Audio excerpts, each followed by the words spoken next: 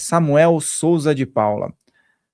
Você fala sobre as formas de reconhecimento de um xamã, de um condutor, e muitas vezes as pessoas têm dúvida em relação a isso, sobre essa liderança que se desponta dentro do universo xamânico. Aí eu vou começar com essa pergunta para que todos possam ter um esclarecimento.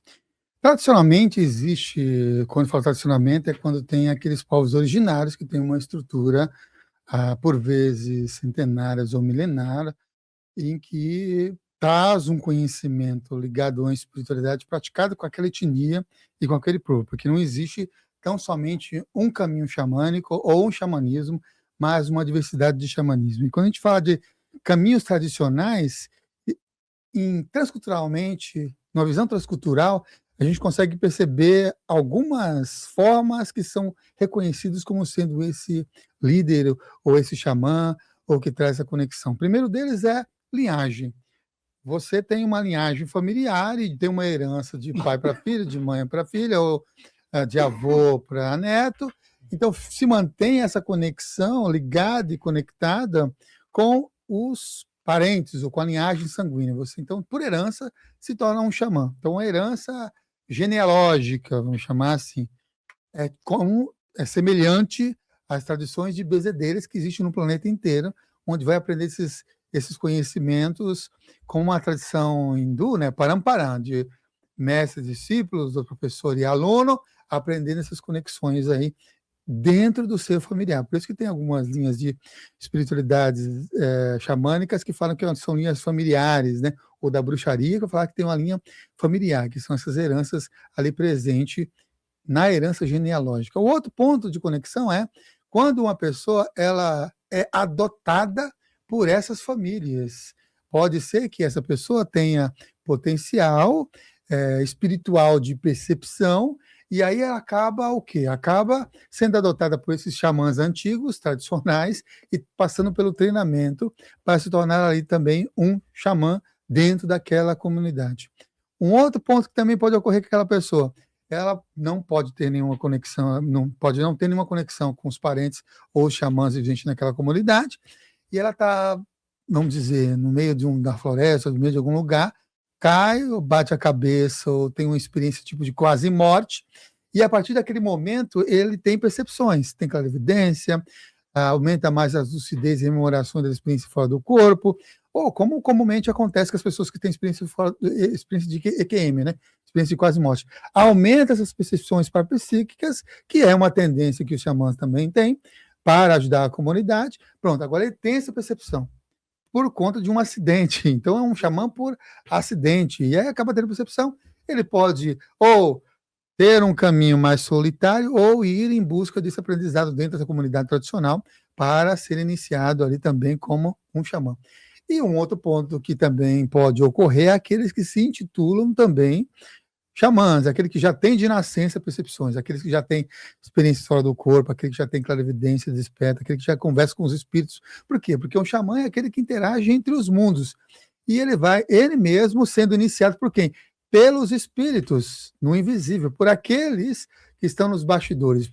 Por exemplo, você tem o pajé Sapaí, que já desencarnou, a gente entrevistou ele, e ele foi iniciado pelo próprio Mamaé, que é o espírito da floresta. Então, os espíritos da floresta é que vão iniciar esse ser humano, que é considerado um tanto quanto xenofrênico, sabe?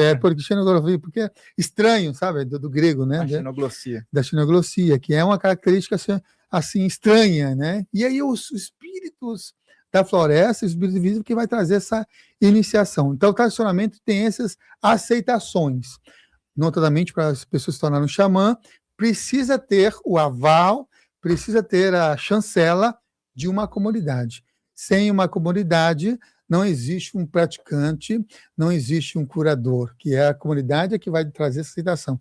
E quanto mais pessoas esse xamã ajudar, melhor e mais considerado ele fica. Isso historicamente falando, estou falando de milhares de anos atrás. É o sucesso da prática e da cura com outras pessoas, ou da harmonia ali, do diálogo entre os representantes da comunidade, ou das decisões que são tomadas dentro da comunidade, porque ele é um curador em todos os níveis, né?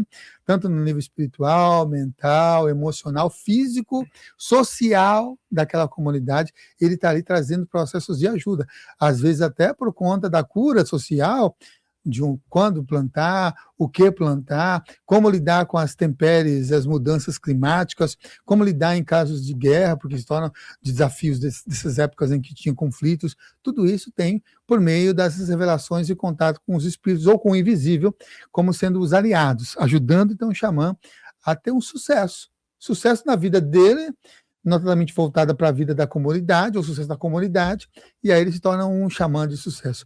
Mas esses são os caminhos assim tradicionais de aceitação, né? No neo-xamanismo você tem uma outra visão.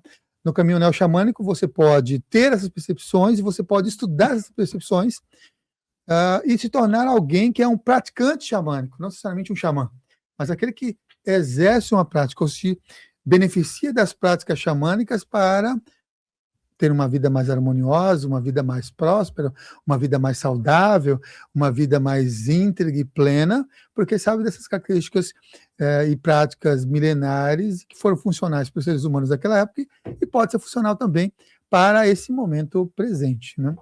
Daqui a pouco a gente vai falar sobre essa obra aqui que está, olha, tá sendo muito acessada, as pessoas estão indo muito atrás e estão gostando muito, porque tem um trabalho muito conceitual, muito prático aqui também, e muito interessante, que envolve a espiritualidade. Então daqui a pouco a gente vai falar um pouco mais sobre as inspirações e o contexto que está aqui, mas como você falou sobre espiritualidade, e muitas vezes as pessoas relacionam a mediunidade, nós sabemos que a Umbanda é uma religião mediúnica, né, de incorporação e tudo mais, e que ela tem bases xamânicas muito fortes. E às vezes as pessoas têm uma certa confusão em relação ao xamanismo. Como o xamanismo encara o processo de mediunidade e de incorporação barra contato com o espiritual? Tem algo bem interessante, tem comunidades que eles têm essas, primeiro de tudo, ele é um intermediário entre mundos. Se a gente for ver pela nomenclatura da palavra médium, é aquele que é um intermediário também entre mundos. Como eu comentei anteriormente, ele está entre o mundo espiritual e o mundo físico. Ele caminha entre os mundos. Se você for ver pelo que é a palavra em si, ele já é um médium. Um médium de relações multidimensionais, né, de conexões de outras dimensões que faz paralelo com aqui. Então, ele não perde o pé no chão com o que existe da matéria, com a natureza, com as forças naturais, físicas palpáveis e percebidas pelos nossos olhos físicos, e também não perde conexão com o que não é percebido com os olhos físicos, mas percebido pelo coração, pela alma, pelo espírito, pela clarividência, ou o mundo espiritual. Então, ele já tem essa tendência. Agora, numa mediunidade, vamos dizer, de incorporação, aquele de trazer esses elementos, aí vai diversificar. Tem comunidades que vão ter, sim, esses representantes e vão exercer isso de uma maneira muito sagrada e muito semelhante das culturas, por exemplo, afro, e notadamente até como na Umbanda. Inclusive, existe o xamanismo africano, que tem essa conexão também, dessas raízes, né? Como existe uma diversidade de xamanismo. Quer ver, um xamanismo tibetano, que é o bom. E ali você tem incorporação. O Dalai Lama, ele inclusive é iniciado nessa linhagem xamânica tibetana, que é o xamanismo bom, em que para ele ser aceito e reconhecido foi um médium, uma pessoa tem todo um vestimento específico, sons, música, não é, tem tambores também de conexões, não é uma música nativa norte-americana, não é uma música aqui da floresta, mas é da língua tibetana, os cantos onde ele vai entrando em estado diferenciado de consciência e ele traz essas informações, ele traz essas revelações. Você viveu, inclusive, revelações de vidas passadas do Dalai Lama foi feito por um médium dentro da tradição bom. Então, tem essas comprovações do que foi na vida passada. Então, tem todos esses requisitos nessa tradição. Você vai no shintoísmo, que é o xamanismo japonês, também tem essas conexões ligadas aos deuses, divindades e a linhagem, quase se assemelha muito com essas forças da natureza presente na Umbanda. Assim, na Umbanda a gente consegue encontrar essa essa identificação e conexão com o pensamento xamânico. Você encontra também na Igreja Católica com os elementos ali embutidos. Você encontra em diversas linhas filosóficas abraâmicas, você encontra também em várias linhas filosóficas orientais, porque na realidade o xamanismo é uma herança da humanidade. É a herança de uma espiritualidade onde se conecta com os elementos e que se conecta com as formas presentes da natureza e as forças invisíveis, interagindo com essas forças. Então, é um pacote de conteúdo de informação que o ser humano acessou durante milhares e milhares de anos, tem resquício aí de 12 mil anos, em que você tem esses acessos a essas conexões mais espirituais. E eu consigo perceber e ver, quando adentro algumas religiões em específicos, essa herança humana. Então, o xamanismo é uma herança humana. Então, eu e você, como seres humanos, podemos ter e podemos despertar essas características. Anteriormente, falei que tem um caminho tradicional, mas isso não quer dizer que você e eu não temos um xamã interior, né? E aí, dentro de alguns processos de caminhos neo-xamânicos, aceitam a incorporação e outros não, vamos fazer mais o lado de consciência. Você, consciência aqui, você interage com essas forças, mas não necessariamente você precisa dar a passagem através do seu corpo para essas forças se expressarem. Então, tem essa conexão diversa, assim, por exemplo, tem um xamanismo celta, que notadamente não tem tantos registros e falas de que uma pessoa veio um espírito e traz isso. Não, vocês interagem com os faéricos, com essas forças energéticas do mundo invisível, mas você interage assim, eu estou aqui e ela interage aqui do lado, entende? Você tem essa conexão com o mundo espiritual, mas não necessariamente tem uma incorporação. Mas você vai ver conexões xamânicas na Umbanda, conexões xamânicas no Candomblé, você vai ver conexões xamânicas até nas igrejas evangélicas. Você tem uma cerimônia lá, que é a cerimônia de você extrair os espíritos negativos daquela pessoa que são chamados de demônio. E aí você faz uma cerimônia em algumas evangélicas pentecostais, onde você amarra uma saia em volta daquela pessoa, é um pano verde em algumas sessões, ou azul, dependendo da igreja pentecostal. E o que acontece? Aí ficam os obreiros fazem um papel como na canoa dos espíritos, com a tradição antiquíssima, para sair algum espírito que não está sendo compatível com o espírito daquela pessoa. Às vezes o espírito que não está sendo aceito pelaquela tradição específica. Amarra aquele tecido, ele fica então em volta daquilo. Então, o que é o círculo? O círculo é para trazer a pessoa para o centro, para poder entrar no estado diferenciado de consciência. Por que os nativos usam saiam? Por que várias tradições usam algo circular? Por que os rishis, por que os dervishis, os que têm essas danças de conexões todas, tem essa saia rodada? Por que na tradição da afro tem as saias rodadas, os homens e as mulheres também podem vestir girando? É a gira, né? Para você entrar no estado diferenciado de consciência. No caso da igreja são cantos, hinos e línguas, o Espírito Santo que está ali falando e está ali conectando, para tirar ali aqueles espíritos. E os espíritos fazem o quê quando está com aquela saia ali envolvida? A pessoa se comunica. Então, já tive a oportunidade de presenciar essas giras, vamos chamar assim, entre aspas, eu sei que eles não vão gostar não, dessa citação, mas num trabalho espiritual assim, pentecostal evangélico, eu sei porque eu fui uma das pessoas que foram levadas para ser tirada os espíritos negativos, ou seja, o demônio do meu corpo, porque minha mãe era pentecostal, evangélica, e essa cerimônia era uma cerimônia que ia estar preocupada comigo, e tentou tirar os demônios para se comunicar ali através daquela conexão. Então, está no círculo, está no centro para poder se comunicar com outros espíritos, outras entidades. E, notadamente, um dos que mais são presentes nas igrejas pentecostais são, em linguagem, em tom e em energia, os Exus. Estão lá fazendo as suas informações, e até cita, né, em algumas igrejas, quem linhagem que é e que conexão está.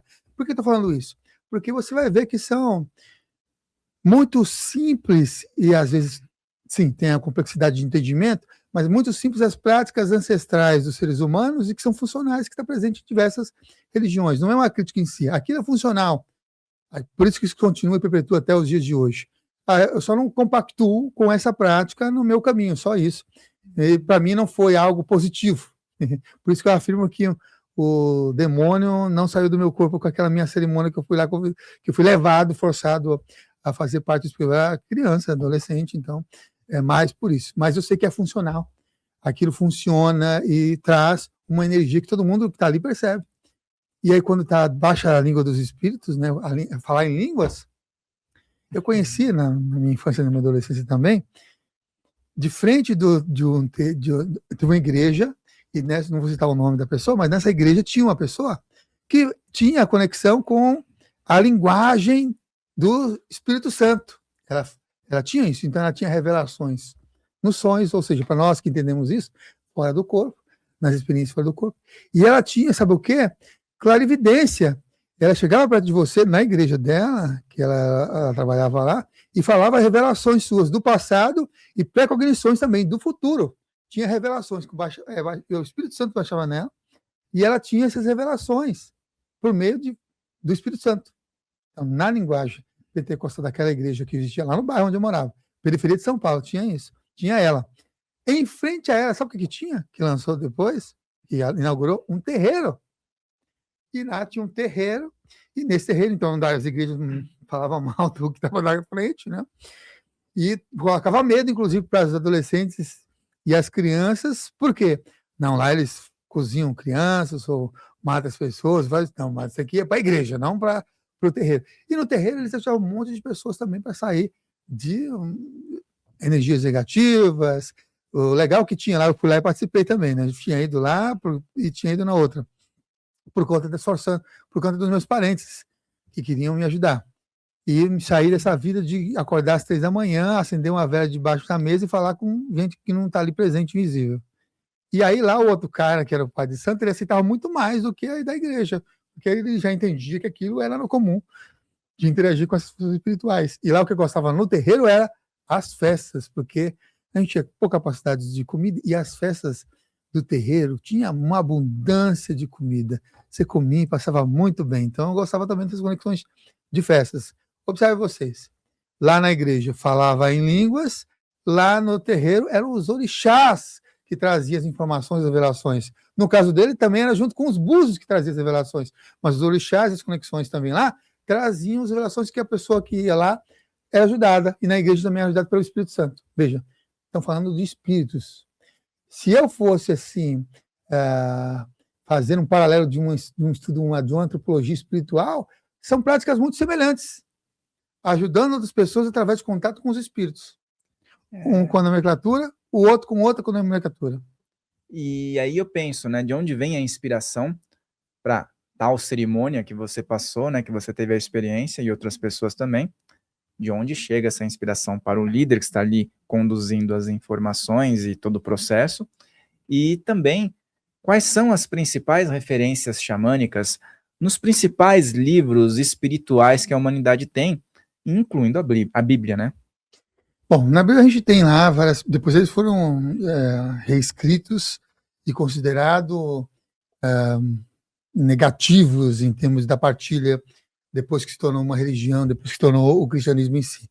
Mas você tem um grande xamã, Moisés, que traz muitas práticas ancestrais, onde falava com a energia do fogo, da sacha ardente, né, de você com o próprio Deus, a própria divindade falava com ele através daquela chama, daquela conexão. Ali você encontra essa perspectiva, né, de falar e de conversar com o divino. Ele vai ter lá, vamos dizer, as tábuas dos 10 mandamentos. Ele vai subir a montanha, ele vai fazer um vision quest, uma busca de visão, vai subir a montanha lá para ter uma revelação com o mundo espiritual, para trazer para o povo, para a sua comunidade, revelações que podem ser interessantes para a ética, para a harmonia da comunidade, para a cura de processos que não estavam sendo interessantes, para os desafios que eles estavam vivendo, porque todo povo vive seus desafios, e quando você clama a alguma divindade, algum ser espiritual, notadamente a humanidade durante muito tempo tem essa tendência de pedir algo que seja algo importante para o meu dia a dia, para o meu cotidiano, e isso que ele foi lá fazer, buscar visão para facilitar a vivência e o caminho, já que muitos deles se tornavam escravos, ou não se davam bem, não tinham suas terras, ou não tinham suas conexões. Então tem isso também de conexão. Então tem várias lideranças que têm isso, de falar com o invisível. transformar essas visões, percepções, em algo palpável, interessante para aquela comunidade. Então, eu vejo isso nesses relatos bíblicos como sendo isso, capacidade de pegar um cajado, que é um instrumento nativo de muitas tradições, e abrir as águas. Pode ter duas hipóteses de conexões. Pode ser que seja algo realmente de uma grande magia de conexão ali abrir, ou pode ser ele entender e compreender as estações e exatamente naqueles pontos iam baixar ali aquelas águas daquele mar, eles puderem caminhar nesse sentido de conexão. Mas tem outros. Você vê as revelações de sonhos. Os xamãs, naturalmente, na história da humanidade, eles são experts em traduzir as revelações que estão nos sonhos para a realidade física. Aí você vê as pragas, ou você vê as serpentes, ou você vê o que vai acontecer lá com você, se você falar esses... Você vê, ele vai e revela os sonhos, aí os irmãos vão falar, não, putz, você está querendo ser superior a todos nós. Aí um sonho faz com que ele seja um escravo e vá para o Egito e depois se torne um sumo sacerdote ou um xamã de um rei egípcio, e ele vai aprender toda uma conexão também ali de uma magia xamânica africana, egípcia, por conta de sonhos. Então, você vê sonhos, você transformações e revelações de alguns instrumentos de poder utilizados na Bíblia de conexão. Isso falando só dessa Bíblia que você citou, né? Uma conexão mais abraâmica de sentido disso. Mas a gente consegue ver também lá nos Vedas. Você vai ver os rishis. O que são os rishis? Aqueles que estão sentados com a sabedoria, né? São aqueles seres humanos que ficavam lá no meio da floresta, em contato com o sagrado invisível, e que tinham as suas revelações. É graças aos rishis, por exemplo, que você tem hoje uma ideia do que é chakras. O que são nadis? Porque através dessas meditações, esse processo de contato com a natureza, que estava recluso, mais uma vez busca de visão, né? Dessa vez ali no meio da floresta, não necessariamente no alto da montanha para trazer revelações. Ali no meio da floresta, ele vai contar lá 1.008 caminhos, 18 mil caminhos. Tem outro cantor, 18 mil caminhos de energia no corpo. E desses 18 mil caminhos de energia no corpo, ele viu que tinha interconexões com 7 principais. E ele vai e traz essas revelações e começa a passar tradições orais de onde estão localizados esses 7 centros de energias principais, por meio do quê? Da revelação absorvida dessa sua busca da visão ali no meio da floresta. Processos de meditação é uma entrada em estado diferenciado de consciência. Não é necessariamente somente com o tambor se entra no estado alterado de consciência. Se entra num giro, como a gente falou anteriormente, com a dança, se entra também com a ingestão de plantas enteógenas, isso também tem relações em vários lugares do planeta, não é um caminho que eu compartilho, mas eu sei e eu reverencio e honro todos os caminhos também das medicinas. Se entra em estado diferenciado de consciência por meio de saída fora do corpo, e naturalmente por essa época era chamado de sonhos. Se entra em estado diferenciado de consciência aqui no convencional, no dia a dia, quando pela clara audiência se escuta as mensagens dos espíritos, então tem uma diversidade de formas de se entrar num estado diferenciado de consciência e está registrados lá nos Vedas de contato. Em vez de falar uma energia especificamente com o Sol, ele vai reverenciar Surya, ou com fogo, Agni, e aí faz as práticas de reverência de cerimônia do fogo, que existe milenar, mais de 12 mil anos atrás, 13, 14 mil anos atrás, primeiro tradição oral, depois tradições escritas dos Vedas. Então, os livros sagrados antigos vão sim conter práticas humanas de conexão com essas energias e com esses elementos que trazem forças, que são aliados, e rituais. O que são os Vedas? Os Vedas são hinos ritualísticos. São o quê? Pontos cantados, que tem rima. Porque na tradição indiana, oriental, você tem que memorizar o Mahabharata, os Vedas, você tem que memorizar o Bhagavad Gita. Então, eles fazem em rimas para facilitar. E o que tem na Umbanda? Também tem pontos cantados, para facilitar aquela força. As rimas, o poder da palavra, tem magia. E essa magia está presente nesses textos sagrados, transmitindo essas forças de conexão com os seres invisíveis, com esses espíritos invisíveis. A gente estava falando um pouco antes sobre os salmos, né, também tem essa questão envolvida, né, uma quebra ali de muitas vezes significados, né, e conexões. E a gente está falando também sobre divindades, orixás, você falou, e especificamente nos povos indígenas, da América do Norte, aqui da América do Sul, qual seria a relação com as divindades, né, que muitas vezes até o brasileiro não conhece muito bem as divindades, né, e as conexões que os povos originários daqui tinham, né, e as nomenclaturas. E também é algo muito próprio e pouco falado, né, então queria que você comentasse um pouco sobre isso para o pessoal que nunca ouviu falar. Bom, para os Tupi-Guaranis, vamos dar um exemplo de uma cultura específica. Tupi-Guarani vai falar que Deus, essa força primordial, é Nanderu, que é esse ser co-criador invisível que se manifesta sem nenhuma forma e sem nenhuma representação específica. Vamos dizer, então, que ele é o Amati para os pueblos pícoris, né? Vamos dizer que ele é Olorum para algumas tradições de conexões de matriz africana, ou é o todo, ou é o grande arquiteto do universo, ou é Alá, ou, entende? Tem seus respectivos nomes de conexão com essa força assim abrangente, universal. A partir desse ser, né, Nanderu, ele vai se desdobrar, né? Ele vai se tornar, então, de Nanderu, Quaraci, e de Quaraci ele vai se tornar Tupã, e de Tupã, Nandeci. Olha só como ele desmembra. Ele vai de uma força sutil para Nandeci, que é a própria Mãe Terra. Então vai ter um desmembramento dessas energias que vai do mais sutil ao mais denso. É como na árvore, né, da Kabbalah. Você vai do mais sutil até você chegar no mais denso, né? Então você tem essa conexão, né, de Keter até Malkuth, de conexões dessas densidades energéticas. A gente consegue perceber isso também nas tradições aqui tupi-guaranis.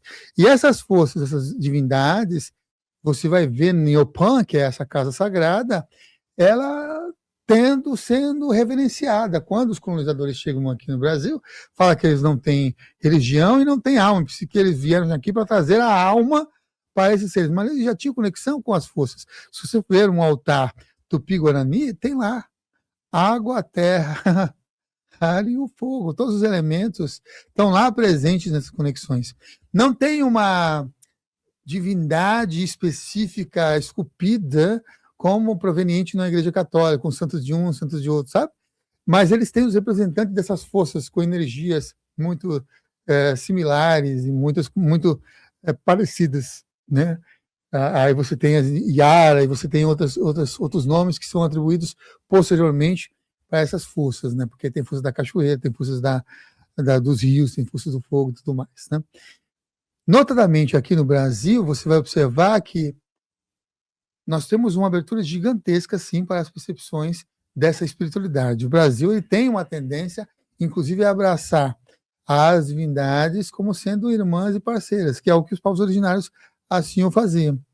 Quando você pega os povos dos Cariri-Chocós, vai trazer uma energia, e os Sucachós também, uma energia com o povo das árvores. E aí a divindade Jurema. A Jurema é uma grande força de conexão. Tanto a Jurema que vai dar origem ao Catimbó, que é um caminho xamânico do Nordeste, quanto a Jurema de mesa, quanto a Jurema árvore, que muitos caminhos também da Umbanda vão a sintonizar com ela, quanto até a linha de conexão das caboclas Juremas. Olha, tudo isso com heranças dessas forças de uma árvore, de uma conexão xamânica que vai ajudar outras pessoas a trazer esclarecimento, a trazer cura, a trazer conexão. Então, todas as pedras, os vegetais e as árvores das matas, os animais e essas forças invisíveis, elas tendem a ser reverenciadas, tanto nos povos originários aqui do Brasil, quanto de outros lugares do planeta de conexão. Então, não sei se era essa a sua pergunta em específico, né? Mas sim, nós temos uma grande riqueza aqui no Brasil de cosmologias, de muitas tradições. Vai pegar Tupi-Guarani, você vai pegar a cosmologia Tapuia, você vai pegar a cosmologia Chavante, você vai pegar a Yanauá, você vai pegar muitas culturas que vão trazer suas respectivas cosmologias, para você ter uma ideia.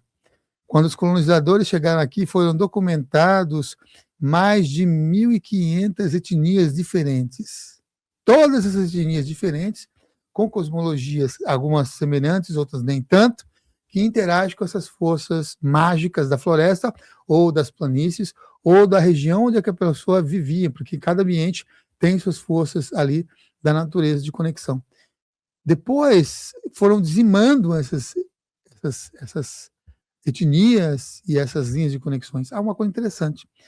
Eu aprendi com um pajé aqui, inclusive do Guarani, que essas centenas de etnias que existiam na chegada aqui dos colonizadores em Pindorama, que é o nome do Brasil aqui antes de se tornar Brasil, né?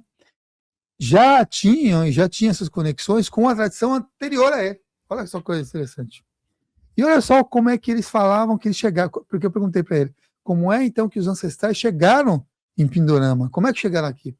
Foi por meio de naus, foi por meio de navio, foi por meio de um barco, e o nome dessa tradição seria Tabacuaçu, de uma ilha que havia afundado com águas gigantescas. Eles saíram porque tinham tido revelações através de sonhos, que precisariam ir para um outro lugar, e foi direcionado por meio desses sonhos para ir para outra terra. Aí fala nessa tradição que esses são os primeiros que chegaram nessas terras chamadas Pindorama e depois, posteriormente, Brasil, por meio desse navio. Aí chega aqui nessas terras para trazer sabedoria. E, inclusive, com detetores dessa sabedoria, né? Que depois vai ser chamado de Magé ou Pajé, aquele que tem esses conhecimentos, para identificar ou avar o corpo, som, luz do ser. Avar o corpo, som, luz do ser. Traz todo esse corpo de luz. Ele vem nas informações do corpo de luz, fisicamente, pela história que esse pajé me contou, chegando em navio até essas terras. Aí você vê várias histórias em vários lugares falando de dilúvio, de povos que saem do dilúvio e chegam à terra para ser os primeiros moradores ali. Tem também outras histórias, como o do Caiapó, que não é um navio específico que chega aqui. Sabe como é que eles chegam? Através do céu. Eles vêm de um outro mundo e descem aqui, eles baixam aqui.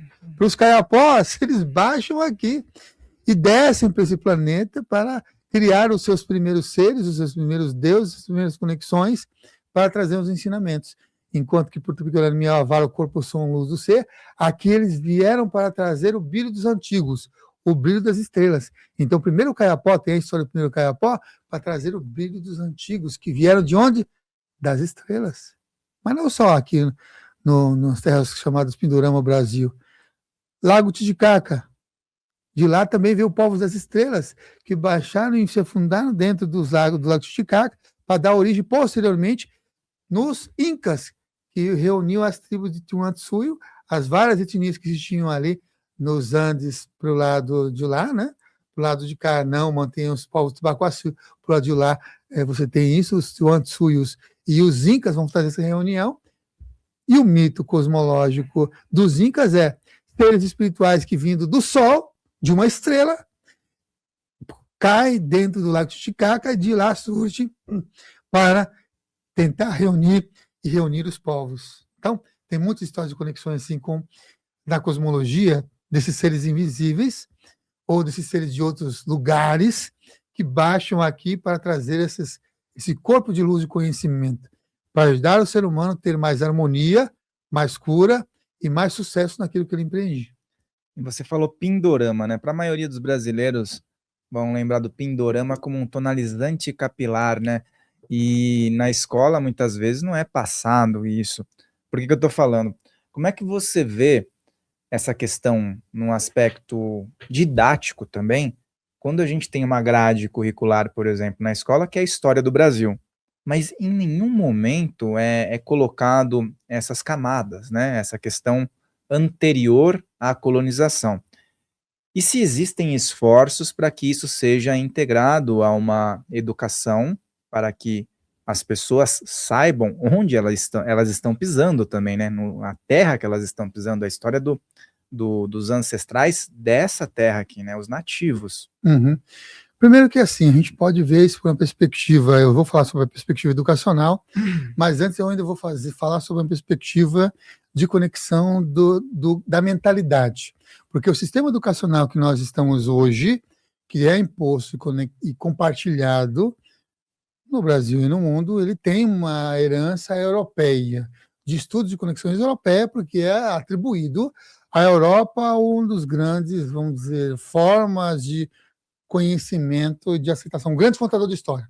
Se nós tínhamos e temos os grandes pajés que cantam as histórias, com o advento do poder europeu, notadamente com o advento do cristianismo o catolicismo, sendo a Igreja Católica sendo aceita como a grande promotora do poder planetário, depois ali no século III em diante, acaba-se que o sistema educacional vai, ali, depois da Idade Média, ser o sistema proveniente mais católico.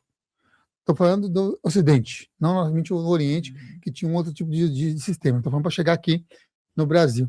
Então, até ali na Idade Média, você não tinha essa potência de escolas, de aprendizados.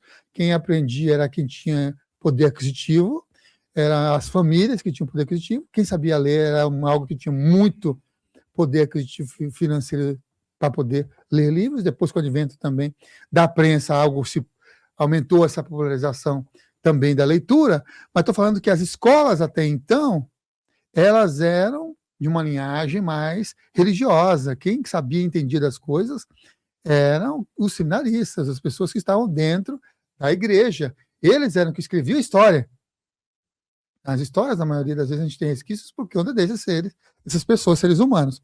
E aí pegava o viés do que é importante para a minha religião, o que é importante para a minha ideia de conexão. Então, a gente tem, sim, muito dessas heranças. Teve muitas reformas em termos de educação, mas assim tem uma herança muito forte ligada a essa perspectiva católica ou de ensino proveniente ali da Europa, certo? Então, tem uma grande tendência de só pegar esse viés. E para esse viés, os povos originários que vivem nessas terras, como eu citei antes, não tinham alma e não tinham Deus, eles careciam de Deus. Tem livros escritos sobre isso. Eles carecem de Deus, vamos levar Deus e vamos salvar eles, porque eles estão vivendo no inferno em terra. Né? E aí não tem a valorização para esses povos originários. Então, em termos de karma, o Brasil precisa honrar e reverenciar esses povos que estavam aqui anteriormente, os povos originários que estavam aqui, também os povos que posteriormente foram levados a trabalhar forçadamente aqui no Brasil, nessas terras, como exemplo de África, os escravos, né? E depois os outros tantos que chegaram por aqui, que vieram atribuir suas culturas ao Brasil, mas notadamente você tem heranças muito fortes, né, de África e também de heranças muito fortes dos povos originários que estavam aqui presentes e que não eram valorizados. Os portugueses fazem essas conexões e os espanhóis também, e os franceses em alguns momentos da denominação aqui no Brasil. O ensino era atribuído com um currículo específico para converter você, para você ser e seguir uma religião específica. Depois é que foi abrangendo. Com a Constituição de 88, liberdade de você ter e exercer a sua religião. Aí você pode, só como é recente, 1988, com a Constituição, você ter um país laico, de você ter esse respeito dessas tradições. É a partir daí que começa a você ter dias para homenagear os povos de África, para homenagear os povos indígenas. O Dia do Índio, por exemplo, vai fazer parte inclusive índio não se fala mais, né? Povos originários, povos indígenas, né? Porque o índio veio de uma nomenclatura, de um erro, né? Do descobrimento, porque eles achavam que eu estava descobrindo a Índia, né? Por isso que chama essa palavra de índio. Então, se fala povos originários ou indígenas, inclusive tem uma grande luta dos próprios povos originários atualmente em relação a isso. Está crescendo o acesso e a procura por esses conhecimentos dos povos originários, por meio dos próprios povos originários. que foram fazer formações acadêmicas, saíram das suas respectivas aldeias e foram se tornar professores para ensinar. E os próprios pessoas brancos, vamos chamar assim, né, que foram buscar esses conhecimentos nas aldeias ou desses povos originários para compartilhar isso, para reverenciar cada vez mais. Hoje, naturalmente, sim, a maioria dos grandes expositores que falam dos povos originários não são necessariamente dos povos originários. São pessoas que estão estudando, estudaram e trazem esses conhecimentos com grande respeito, né? E isso tem muito, assim, inspirações de alguns autores da década de 60, da década de 80, entre eles Darcy Ribeiro, entre outros, que vão fazer isso. Eu falo isso porque a minha tese, da minha primeira formação acadêmica, foi exatamente sobre educação, foi educação indígena, né? Foi educação dos povos originários, então eu tive contato com essas conexões todas. E o legal de uma educação indígena é que reverencia e tem oportunidade de você falar da sua cultura, você falar, por um exemplo, não necessariamente só da astrofísica dos povos europeus, mas da astrofísica dos povos originários aqui do país, porque você tem as constelações da Grande Jiboia, da Ema, que é outra visão, e essas são as mesmas estrelas do céu. Então, além dos mitos e tantas conexões, está crescendo nas escolas ciência e aceitação. Nós estamos numa escola, meus filhos estão numa escola, que tem uma abertura gigantesca para isso. São consideradas escolas um pouco mais alternativas, não está na grade curricular nacional, em escolas públicas. Então, tem uma abertura gigantesca crescendo. As leis, inclusive, estão em voga de nos próximos 10 anos, ter mais presença de diversas culturas e esse respeito. Por conta do quê? A intolerância religiosa, porque é crime, né? E isso está forçando cada vez mais a grade curricular modificar e ter uma maior aceitação. Pode ser que nossos filhos ainda peguem uma nova grade curricular. Eu gosto de duas coisas que estão em trâmite em termos de leis, que está entrando nas escolas. Uma é essa, uma abertura, porque já tem coisas que são obrigatórias e tem coisas que estão de abertura. Todas as escolas elas podem colocar nas suas conexões essa sintonia com qualquer tradição, seja ela daqui ou de outros países, não necessariamente ficar preso. E as escolas que têm uma linhagem específica, elas são obrigadas a ter e falar das outras tradições, para não ser uma coisa imposta. Isso é uma coisa legal que tá em lei. A outra no ensino acadêmico vai entrar também, já está em trâmite, já foi aprovado, o ensino de educação financeira, desde as crianças. Então, é o ensino religioso não obrigatório e o ensino também de educação financeira, não obrigatório até então, mas a escola pode aceitar esse currículo e ensinar as pessoas a como lidar com a energia do dinheiro. Então, lidar com energias espirituais do invisível de diversas culturas, de uma maneira mais universalista, está aberto para uma fundação da escola, está na lei. Você pode ter uma escola, tem que cumprir a base curricular, mas isso como sendo essa, e também a educação financeira. E a educação financeira, me parece que em 5 anos vai ser algo que vai ser obrigatório. O que eu falo obrigatório? É necessário que o ser humano que está fazendo uma grade curricular aprenda a lidar com a energia do dinheiro. Olha que coisa bacana, porque eu tenho amigos que estão lá na política e comentou comigo que quando lançar isso vai ser muito interessante porque vai ter que ter professores específicos para ensinar educação financeira nas escolas, em diversas faixas. E aí tem toda uma grade curricular já preparada, tanto na faixa primária quanto na faixa também média, né, de conexão. Na universidade não, mas na escola pública eu estou falando. Já era tempo, né? Não é? Pessoal, a gente lidar melhor com a energia do dinheiro, de uma educação financeira, porque isso vai contra também até o ensino religioso que falava que não, que você precisa só fazer a sua prática de doação para um caminho espiritual e se você tem escassez é porque você vai ter um galardão depois que você ir para o céu. Então, vai mudar muda-se, né, essa perspectiva também em relação à energia do dinheiro. Eu acho isso fundamental, inclusive, lógico, tem instituições de ensino que são, tipo, com a bandeira de uma religião, né, que já são vinculados, talvez eles não vão aderir a essa outra questão das múltiplas possibilidades espirituais, mas como é opcional, né, fica ainda a critério. legal na rede pública ter essa opção, porque a maioria das pessoas vão estar acessando, né? E por falar nisso, em que momento da nossa época contemporânea, né, você fala sobre o termo xamanismo, né, moderno, essa era moderna do xamanismo. Em que momento houve aquela quebra de estar estritamente num aspecto tribal, mais isolado, e romper essa barreira para as grandes cidades, os grandes centros urbanos, porque hoje a gente vê uma larga difusão em relação a práticas xamânicas na selva de pedra, né? Uhum. Algo bem interessante tem aí, né? A gente está falando agora sobre os povos originários. Os povos originários, então, eles são os guardiões desses conhecimentos, né? Eles são aqueles que se perpetuou durante uma linhagem praticamente ininterrupta desses conhecimentos ancestrais e chegam até os dias de hoje, né?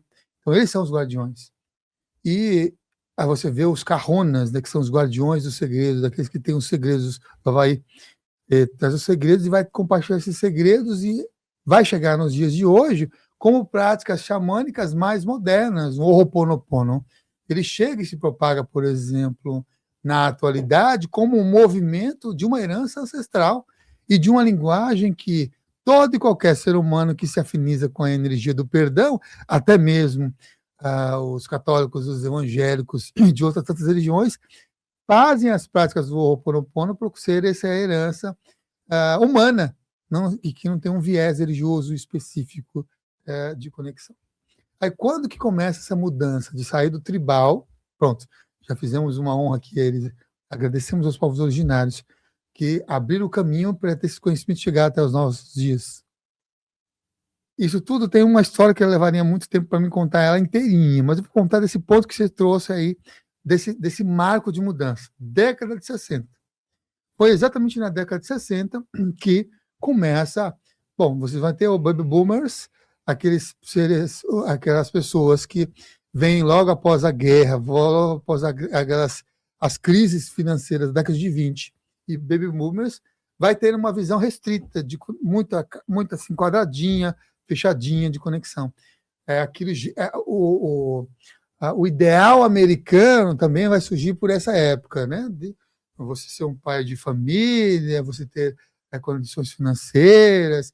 Então, nasce aí. Por que eu estou falando isso pós-guerra? Porque você vai ver que o eixo vai modificar. Até a Segunda Guerra Mundial, o que detinha o grande poder de direcionamento internacional era a Europa, notadamente Itália, né? A Europa como um todo, mas Itália porque lá vai ter um país, que é o Vaticano, que é um país que vive lá, então vai ter.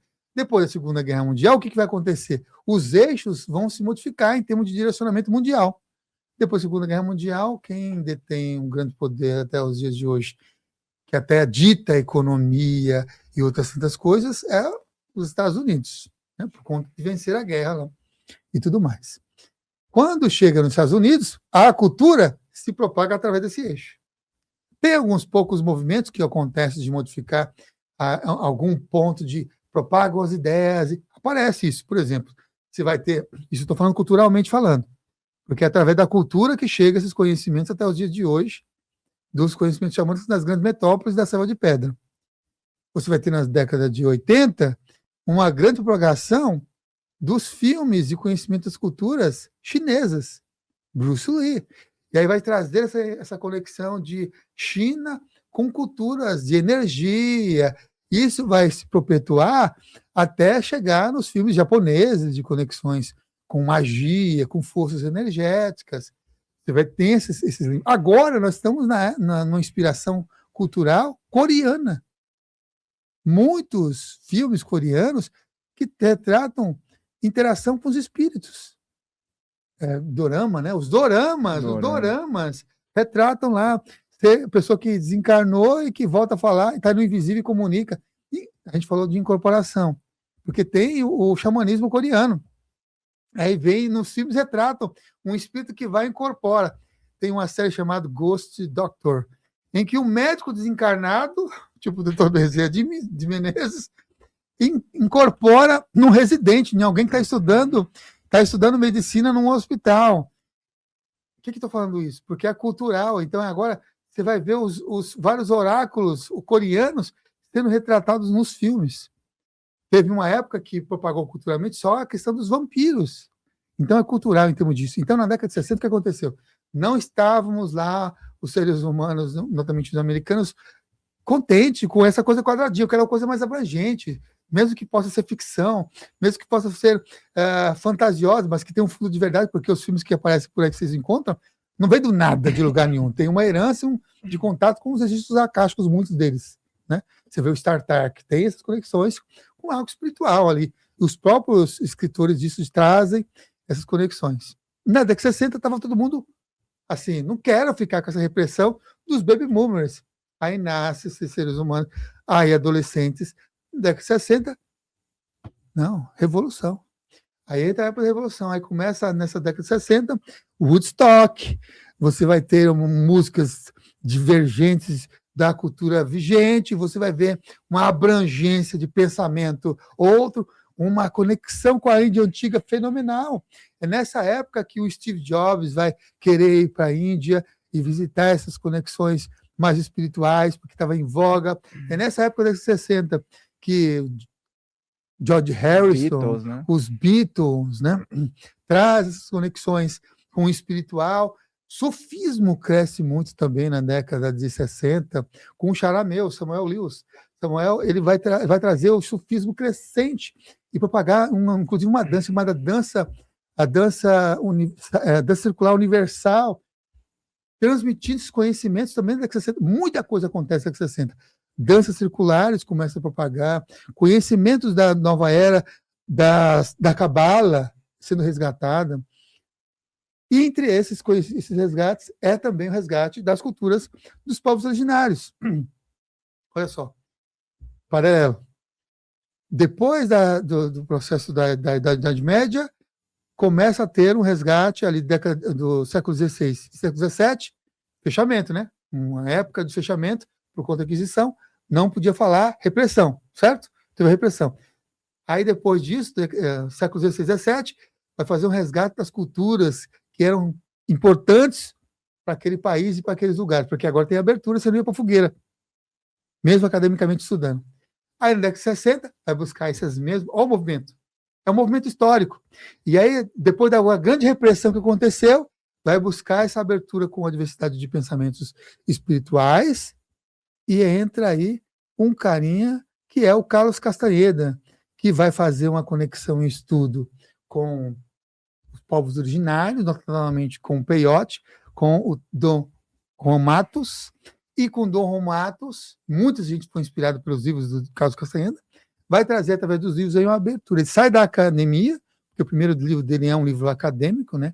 É as técnicas Yankees aprendidas com o Dom Juan Matos, então é as técnicas de energizações, que aqui no Brasil foi publicado como A Erva do Diabo, por conta da herança da década de 60, porque, veja, nós estamos vivendo uma repressão aqui no Brasil na década de 60, né? Então, ainda tem resquícios dessa repressão na década de 60 aqui no Brasil, e vai colocar, e com herança de conexões também católica aqui dessa época. Por isso esse nome. Mas na década de 60, Carlos Castaneda propaga para o mundo. Ele vai ser capa da revista Time. Olha como propaga uma cultura e um conteúdo. Quem passa aqui, a revista Time é top assim, de influência. E aí muita gente vai procurar o xamanismo e os caminhos xamânicos, notadamente para ter contato com o peyote, para ter contato com essa erva do diabo. Né? Essa erva que iniciou, que foi a processo de iniciação do Carlos Castaneda. Nessa mesma época de 60, o Michael Harney vai ter processo de conexão também com o peyote, mas ele vai vir aqui, ó, para a floresta amazônica. Vem para a floresta amazônica e tem suas conexões com o quê? Com ayahuasca. Na floresta amazônica ele tem conexões com ayahuasca, escreve um livro, inclusive depois da volta lá da década de 70, do livro, dos estudos e pesquisas que ele teve com a ayahuasca e o que ele teve de experiências espirituais. Abertura de consciência. E aí passa também a ter muitas associações xamânicas com as plantas enteógenas também. Só que aí depois, na década de 80, ele funda a escola de neoxamanismo, que aí sim vai ter uma visão mais de pedra. Carlos Castaneda, ele abandonou a academia e foi transmitir esses conhecimentos notadamente de uma herança e de princípios de um xamanismo mais tolteca, vamos chamar assim, e que para algumas pessoas não era algo real que aconteceu e que para alguns ele criou e tem fundo de verdade, ele criou, ele reescreveu ali a história. E com Michael Harney traz uma prática para o cotidiano, que é o caminho do coração, onde você não precisa mais de um peyote, não precisa mais de ayahuasca, e vai trazer e entrar em estado alterado de consciência através do tambor. E aí isso tem grande aceitação nas grandes cidades, porque você não precisa ir para a floresta. Você não precisa entrar em contato com os povos originários especificamente. Você, através de você mesmo, com um instrumento de poder como um tambor, ou praticamente atividades respiratórias, entra no estado diferenciado de consciência e acessa os espíritos. E aí, na selva de pedra, você vai verificar os elementos que estão ali presentes e interagir com essas forças elementais ali. Então, grandes propagadores dos conhecimentos foram, na minha opinião, tá? Foram Carlos Castaneda e Michael Harney. Eu sei que tem outros tantos nomes, por exemplo, de acadêmicos que vão trazer isso, né? A Maria Antonieta Chaptisca, uma mulher que visitou os povos da Sibéria, você vai ter também o Michael Harney, mas é a parte de história, de conexões todas. Mas como é que chega na cidade? Como é que chega aqui, na selva de pedra de conexões? Esses dois são grandes representantes. E no Brasil? Carminha Levi. Carminha Levi, a avó do Neoxamanismo do Brasil, vai para Israel, faz suas formações com quem? Com Michael Harney e traz para o Brasil essa visão. Então, jornais escritos, jornais radiofônicos e também a TV da época, ela que ia falar sobre xamanismo aqui na década de 80. Carminha Levi. E aí propaga os conhecimentos mais do neoxamânico, aqui no neoxamanismo, né? Neoxamânico, o xamanismo moderno, o xamanismo do coração. A gente pode ver esse livro, por exemplo, na Luz dos Xamãs, ele não é um livro de xamanismo tradicional, não é dos povos originários, ele pode ser considerado, assim como o curso de terapias bioxamânicas, um neoxamanismo, um xamanismo moderno, onde vai abraçar esses conhecimentos importantes e interessantes das culturas tradicionais, com inspirações também e revelações e sintonias espirituais, percepções contemporâneas, o que é funcional. E aí tem grande aceitação e cresce absurdamente. É óbvio, é claro, que na década de 90 está crescendo até o dia de hoje, muito mais com as conexões com as plantas enteógenas, mas o neoxamanismo, sem a utilização de plantas enteógenas, também está tendo bastante adesão. A gente vê pelo livro. O livro ele tem essa perspectiva de não necessariamente ter um enteógenos como sendo algo para possibilitar as percepções, mas você com a consciência entrando em acesso e contato com a espiritualidade, já está indo agora nesse exato momento para uma segunda edição. É a aceitação da atualidade para uma visão mais moderna do xamanismo. E esse livro aqui, nós vamos começar a falar sobre ele, você falou sobre essa questão dos não enteógenos também, vou aderir a isso dentro das caminhadas, né, junto também aos conhecimentos que tive a oportunidade de receber aí das tuas formações, né, dentro do xamanismo, eu acho muito interessante. E aqui nós vemos que nesse livro existem imagens muito interessantes que são inspiradas, né? Aqui nós temos a capa, né? Olha só, tem uma outra, né? Quando você abre o livro, são imagens muito bem inspiradas. E o livro, ele tem muitas páginas, né? Tem um total de 380 páginas. 380 páginas. E eu gostaria que você falasse um pouco sobre o aspecto de inspiração para essa obra, porque é uma obra que tem a tua participação dentro de um contexto xamânico, mas também tem a participação do Wagner Borges, é uma obra que foi feita em dupla, e claro que com muitas inspirações extrafísicas. De onde partiu essa inspiração inicial? Uhum. Bom, no episódio anterior que a gente viu, que eu tive aqui a oportunidade de participar aqui no Friso Todo, eu falei da minha inspiração no caminho xamânico, que foi através do Ancião das Estrelas. Então essa história está lá, naquele episódio anterior, que o Fael fez até eu fui iniciado fora do corpo, né? Fez até uma chamada de conexão. E o Ancião o Ancião das Estrelas é esse que está retratado aqui na capa do livro. Então, esse é esse ser que, em 1996, trouxe, juntamente com a Águia Dourada, uma possibilidade de eu adentrar um caminho xamânico de conexão. Então, as revelações do meu caminho xamânico foi por meio de experiências fora do corpo, foi por meio também de conexões com espíritos, com amigos espirituais, aqueles que trabalham, que atuam nos bastidores do invisível. E aqui nós temos, por que estava aqui o Ancião das Estrelas na capa do livro? Porque ele me fez relembrar, e lá nesse episódio a gente conta essa história, de uma vida minha em que eu vivi no norte dos Estados Unidos e no sul do Canadá, onde eu, Águia Dourada e o próprio Ancião das Estrelas também viviam juntos e atuando ali como seres humanos de uma etnia, ajudando outras pessoas. A gente fazia um papel de um xamã daquela comunidade, um medicine man ali daquela comunidade, medicine men que ajudavam ali naquela região e naquela época. Então, ele está aqui na capa, e o Léo Dolfini que fez a capa que traz essa imagem. E essa aqui foi uma inspiração do Wagner, de nós fazemos uma conexão também das Américas, porque no livro não fala só de um caminho dos povos originários da América do Norte, mas fala da América Central e também da América do Sul. E aqui retrata o nosso pajé de etnias aqui da nossa floresta de conexões, né? E tem um beija-flor aqui no coração, e lá, enquanto que lá tem a coruja de conexão, né? Dessas forças energéticas. Então, o livro tem realmente essas duas ilustrações assim muito importantes e está honrando as Américas. Tem muito, mas eu não falo só das Américas. Você vai ver que tem outras. Eu faço a linha histórica da palavra xamanismo, como é que ela surge, as etnias e os mais diversos xamanismos que existem no planeta. E aqui na capa a gente honra as Américas, que é onde eu tenho mais contato e que eu visitei pessoalmente, que eu tive a citação também deles presencialmente, né? Então, todos esses caminhos xamânicos aqui dessa América. E o livro, ele é dividido em 5 partes, e como o Fael falou, escrito por mim e pelo Wagner em 4 mãos, vamos chamar assim,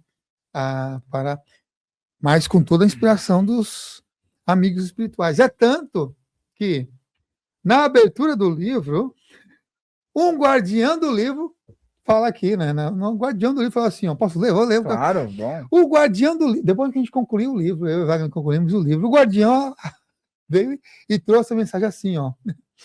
Eu sou um dos guardiões do livro e quero que você e seu amigo, isso aqui foi recebido pelo Wagner, né? E quero que seu amigo saibam de uma coisa, vocês dois são os escritores. Olha o que o guardião do livro fala. Mas a inspiração vem do Grande Espírito, um dos guardiões espirituais do livro, porque é um livro que traz, né, essas conexões de vários guardiões. Sintam-se honrados por participarem da obra dele, de quem? Do Grande Espírito. Lá, dos campos espirituais, os guardiões das trilhas xamânicas estão cuidando dessa empreitada de luz. Eles sabem que os textos enxugarão muitas lágrimas e iluminarão muitos corações. Isso já está acontecendo, essa profecia aí desse guardião já está acontecendo. Recebemos, eu e o Wagner, vários relatos de pessoas que realmente enxugou várias lágrimas e ampliou assim a percepção de vida com a leitura desses livros, de inspirações que estão aqui presentes aqui nesses livros e cuidando realmente de iluminação, de despertar, né, xamânico no caminho, assim, muitos corações. Eles ensinam que o grande espírito está no grande céu e também nas coisas minúsculas, e em cada coração onde os justos se encontram na mesma linha do amor. Você só me viu porque assim ele permitiu, ou seja, o Wagner só viu o guardião, um desses guardiões, porque o grande espírito permitiu. Portanto, que você e seu amigo, no caso eu, cumpram essa tarefa com alegria e honra. Que sua visão seja expandida pelo grande céu e que seus passos sejam sempre luminosos, pois assim quer o grande espírito. Saibam que os guardiões das trilhas sagradas estarão sempre orando por vocês. Esse espírito recebido espiritualmente por Wagner Borges. Então, o livro ele traz todos esses bastidores, essa inspiração desses guardiões. Até na abertura do livro, a gente conversou com a editora, né, e colocamos na abertura do livro, porque é um livro de conexão espiritual. Eu trago uma visão de histórica do xamanismo num planeta e eu intercalo com a minha história pessoal, o meu caminho xamânico, aqui, encarnado como São Mestre de Paula e várias outras cosmologias e conexões para a pessoa ter experiências e alguns textos inspirados por vários amigos espirituais também. Enquanto que o Wagner traz uma visão de experiências contemporâneas que ele teve desde o ano de 1993, registrados. Então está aqui. Aonde? Na primeira parte do livro. O livro é dividido em 5 partes. A primeira parte do livro é Sabedoria Xamânica, onde retrata essas inspirações e conexões contemporâneas que o Wagner teve e recebeu de vários espíritos, tem muitos espíritos aqui presentes no livro que trazem informações, e experiências fora do corpo, também dele relatados. A segunda parte do livro é chamado de Caminhos Xamânicos, que foi um primeiro curso que eu compartilhei, um dos primeiros cursos que eu compartilhei lá no ano 2000 de conhecimentos xamânicos, tinha esse nome, que é Caminho Xamânico, porque eu entendo que Caminhos Xamânicos é o que nós estamos percorrendo aqui. Aí eu falo, relato essas histórias, essas conexões, como é que acontece também a chegada desses conhecimentos xamânicos no Brasil, Caminhos Xamânicos. Terceira parte do livro é uma parte que fala sobre os espíritos dos devas, os espíritos da natureza, que é um capítulo, uma parte do livro, não é um capítulo, uma parte do livro, que é voltado de uma entrevista que a gente fez no Consciência Próspera, na TV, com o Wagner. E aí eu peguei aquela entrevista e aprofundei com algumas conexões dos povos originários, dos caminhos xamânicos, e a gente reescreveu aí essa segunda parte, que ficou bem interessante, que na verdade é a terceira parte do livro. A quarta parte do livro é um conto inspirado, de inspiração, de todos os animais que foram citados até então, até a terceira parte do livro. Todos eles se tornaram aliados de poder que passam a mensagem para quem acompanha o livro. Aí você vai ler lá a mensagem desse espírito animal, esse guardião. E a quinta parte do livro é uma homenagem ao Rama, que é o Yorkshire, o cachorro que o Wagner tem, né? Que completou 17 anos, que tem 17 anos, está bem velhinho, já tem. É um ancião, né? Um ancião, está bem velhinho. Então é uma homenagem. Por quê? Porque você vai ver que essa quinta parte do livro, as experiências espirituais que o Wagner teve foi graças a ele ter o Rama com ele. E, inclusive, as experiências, os próprios espíritos que apareceram lá, guardiões dos animais, fala isso para o Wagner. Olha que interessante, até relata de um guardião que ele viu lá com formato de Yorkshire uma vez, né, que ele até recebeu um desenho esses dias aí desse guardião dos Yorkshires, né, que tinha ali todo o arquétipo do cãozinho. E você fala também dos ensinamentos do coiote e a medicina do riso, né? Uhum. É bem interessante isso, porque tem uma história que é assim, que o grande espírito, o todo, essa fonte, criou todo o universo. Criou todo o universo. E ao criar todo o universo, deixou tudo alinhado, tudo bonitinho, tudo bem feito, perfeito. E criou árvores, criou plantas, criou o planeta, criou a vida em si. E deixou para criar, por último, o coiote. O coiote chegou aqui no planeta e falou, mas como assim? Está tudo criado, o que eu vim fazer aqui? Eu não participo de nada da criação. Coiote, então, falou assim, eu quero participar da criação. Eu quero participar disso tudo que existe aqui, disso tudo que está acontecendo aqui. Eu tenho que ter um significado, eu tenho que ter um propósito de conexão. Então, numa noite de lua cheia, o Coiote falou assim, não, eu vou fazer alguma coisa, não faz sentido a minha existência. Ele foi cavando buraco, não tinha buraco no planeta. Cavou um buraco, ele cavou e fez uma colina. A primeira colina que surgiu no planeta foi porque o coiote foi cavando e formou uma colina. E ele sobe até o alto dessa colina de terra e ele uiva para a lua 3 vezes. Ele uiva para a lua 3 vezes com esse sentido de que o meu uivo deve causar ou deve trazer alguma sintonia espiritual, energética, co-criadora, porque o coiote queria ser também um co-criador, né? Quando ele uiva 3 vezes, algo acontece. O planeta estremece, o céu se estremece, o universo inteiro se modifica, como se desse uma balançada no universo inteiro. E ao balançar com esses 3 uivos do coiote, as coisas ficam diferentes. As plantas, com as suas folhas que eram todas iguais, agora não tinha mais nenhuma planta igual.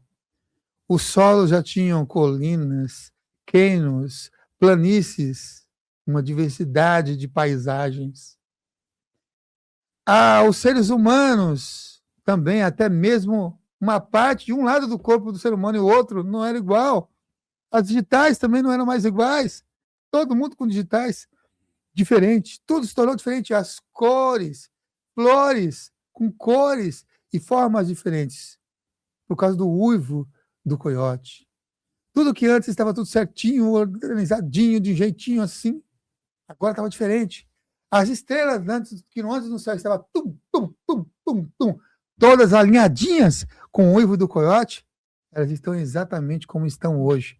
Quando você sai numa noite de lua nova, que não tem lua, que você consegue ver melhor as estrelas, aquele coalhado de estrelas está exatamente do jeito que está. Qual é o ensinamento com isso, né, do coiote? Que parece que as estrelas são bagunçadas, caóticas, mas ela tem a diversidade. O coiote veio para trazer a diversidade. É óbvio que na diversidade das coisas que saem da nossa zona de conforto, daquilo que é convencional para a gente que a gente está acostumado, a gente não gosta. Tudo aquilo que nós estamos acostumados, que é familiar, e que aparece algo diferente, a gente já fica mesmo, mudar nossas crenças. Temos uma crença de escassez. É fácil você continuar a vida inteira na escassez. Mas aí vem a pessoa que quer um grupo de estudos e práticas espirituais consciência próxima para você mudar a sua ideia, a sua percepção, suas crenças e seus hábitos para você ser mais próximo. Mas aí precisa ter disciplina, tem que ter esforço, tem que mudar, tem que sair da sua zona de conforto. A gente não gosta. Ou ter um bom relacionamento, tem que modificar, ceder. A gente não gosta. Ou ter uma prática espiritual. Mas vou ter que parar e agora vou dedicar para isso. Quando a gente está na zona de conforto, a gente não gosta de sair para uma outra zona. E o coiote faz isso. Ele tira a gente de uma zona que está muito confortável, para você ter uma outra percepção de vida, uma outra percepção de mundo. O coiote, quando ele aparece na nossa vida, ou quando ele aparece na sua vida, ele vem, se arrumou tudo, colocou tudo no lixo. Está tudo ajeitadinho, bonitinho ali. Quando você terminou, ficou tudo legal, ele vem à noite, rasga o saco, espalha o lixo na sua sala, no seu quintal, em tudo, e sai dando risada. Ele vai ensinar que se você não rir agora, você vai rir depois. A gente gosta de uma coisa dessa? É quando as coisas acontecem na nossa vida. Faz um paralelo. É quando vem Shiva na sua vida e vai aquele rebuliço.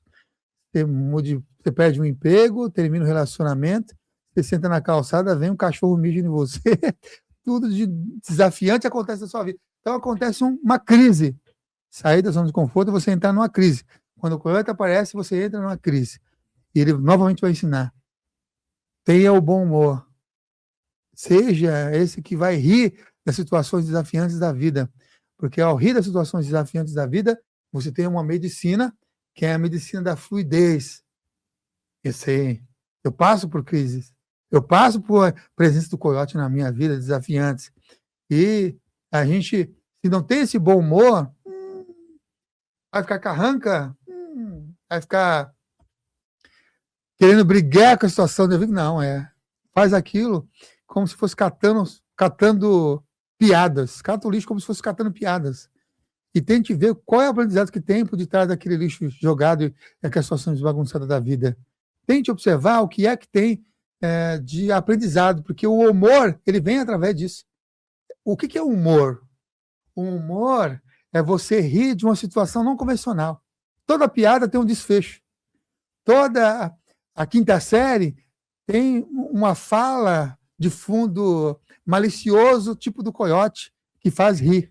É óbvio, é claro, que quem está sendo alvo daquela piada não vai gostar, como a gente não gosta da situação de crise da nossa vida. Mas tem um humor ali, que é assim, é igual na escola. Se você liga com aquela piada de quinta série, é aí que aquela piada ou aquele apelido pega em você. Então, o coiote vai ensinar também nisso. Para não que o apelido não pegue em você, sorria mais, ria. Se você não liga e se dá risada, o apelido passa. Agora, se você ficar nervosinho com isso, o que vai acontecer? Aí vai pegar. Aí aquela situação pode até voltar, porque você não teve aprendizado com o coiote. Não riu daquela situação. Essa coisa interessante.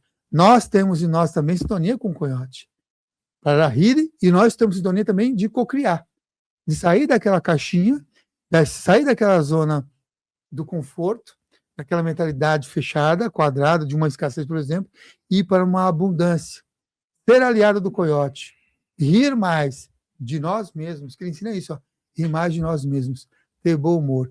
Espiritualidade com carranco, espiritualidade fechada, quadradinha, pelo menos para mim, para muitas pessoas que participam dos meus cursos de terapias xamânicas, outros tantos cursos de cerimônias, gostamos muito mais quando o coiote está junto, que a gente ri e encara isso com humanidade e bom humor, porque como tem aquelas situações assim, né? Se você encontrar o Buda no caminho, conte uma piada para ele. Se ele não rir, não é o Buda. Porque mesmo os grandes seres, eles têm a piada, têm um bom humor, ou têm essa conexão, porque é um espírito. No caminho xamânico, o humor é um espírito do coiote. O humor é um Ryoka. Mais um paralelo. Ryoka é o espírito do coiote encarnado numa etnia das povos das planícies, que é o médium, é aquele que está entre mundos. Ryoka é aquele que tem a faixa branca, preta, branca, preta.